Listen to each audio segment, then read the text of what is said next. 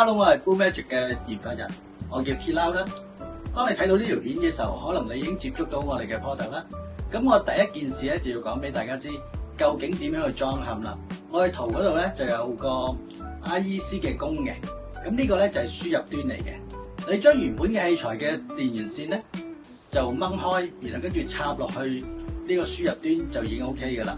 輸出端咧就有兩隻插頭嘅，第一隻咧就係美式插啦，第二隻咧就係 IEC 嘅乸嚟嘅。兩隻有咩分別咧？當你係發燒友嘅時候咧，你就有無限咁多嘅美式線啦，咁你亦都會玩埋線嘅。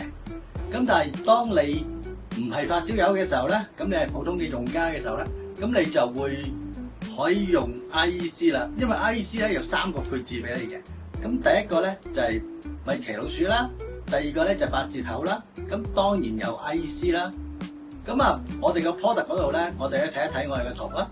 一係咧就用 U 嚟代表嘅 ，U 咧就係美式線 ，I 咧就係 IEC 咗啦，然後跟住後邊仲有個數字嘅喎，咁嗰個叫60同埋100嘅，60同100咧個分野係點樣咧？就係話你使用嘅器材嘅牛嘅大與細啦，後級嚟講咧就相對講大啲啦，咁如果你話前級嘅時候咧，隻牛相對講細啲嘅，咁或者係解碼轉盤啊，咁嗰個牛都唔會好大嘅啫，咁所以咧。咁我就會咁樣 classify 嘅，60咧就適合前級啦、CD 解碼啦，另外就係個串流嘅播放器啦。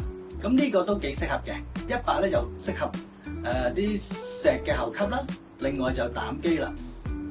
咁我哋嘅分野係咁樣去分發嘅。我哋講一講個原理啦。今次咧就係一個電源嘅處理器嚟嘅。咁我做咗3個動作嘅。第一咧就提供一啲大量嘅自由電子俾佢啦，咁等到可以行得順啲啦。咁另外咧就係喺 L 同 N 兩邊咧都有一個扯力嘅，一邊咧就扯，一邊就拉，等到佢行得快啲嘅。咁另外一個咧就係落地啦。咁啊呢3樣嘢咧就係都能夠對於嗰個聲音有改變嘅。個改變係點樣咧？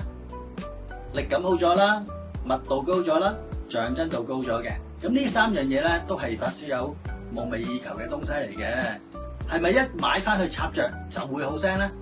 其實咧都需要一啲時間去煲嘅，咁啊大約個情況就係、高音咧就應該係2至3個鐘頭就會煲得通透噶啦，中音亦都係，咁但係咧個低音咧就需要多少少時間啦。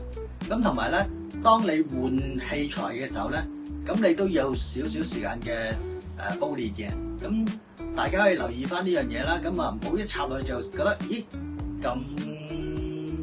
咁嘅，咁俾多少少時間佢，咁啊佢一定會俾到個好嘅表現你嘅。